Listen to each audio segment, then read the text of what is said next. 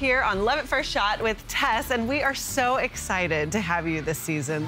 Tell me kind of your arc. I know you kind of had a very firearm-friendly childhood. I did. It's a little bit different than most people. I fell in love with horses when I was very young. At the age of 12, I was introduced to the sport of modern pentathlon. They were the 5 sports that a militian would have to know: running, swimming, shooting, fencing, and horseback riding.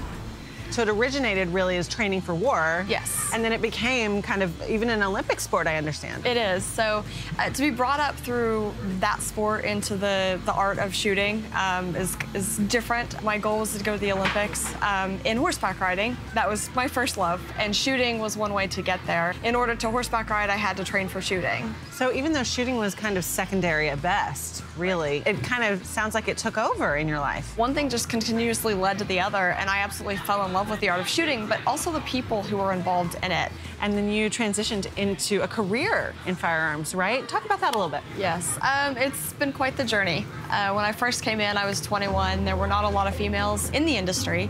Now there are plenty of women. There's tons of women's clubs now. A lot of shooting ranges are hosting female-only nights and really making it welcome, not only for women in the industry to kind of use their experience, but they're also opening it up to other women who have always been interested but never had the proper environment to take that step forward to join the industry. So concealed carry for you is a new aspect of the firearms community that you're starting to explore. And I've always known that I have the freedom to choose. And over time, especially as the world has become what it is today, I think it's become a lot more important. You feel like it's time to protect yourself. I feel like it's my duty to protect myself and my home. So you had kind of an interesting experience that also kind of prompted this concealed carry interest, right? I did. I was training for the Bataan Memorial Death March, which is a 26.2-mile ruck, essentially. It was late at night one night, and I was out on a trail that I had run for years. I knew that a bunch of endurance athletes were out there on Tuesdays and Thursdays evenings, and so I knew that there were going to be people out there, but I had talked my girlfriend into coming with me. So she and I were both out there rucking. I had the weight on, and as we turned around, I kept hearing something kind of rustling over my shoulder, and I was thinking, well, what is that? A little bit down the road, it kept getting closer and closer and closer, and I was like, hey, hold on a second. I'm like, do you hear that? Shine your light over here. And when she did, there was something glowing, and I didn't know if it was a person, I didn't know if it was an animal, I didn't know if we were being stalked. We got out of there as quickly as we possibly could. It's terrifying. Just a few weeks later, too, the shooting at the baseball complex in D.C. happened just a couple miles from my house. So between those two things, I really started to take a look and say, you know what, it's not that something is going to happen, but it honed in the idea that it is my responsibility to take care of myself.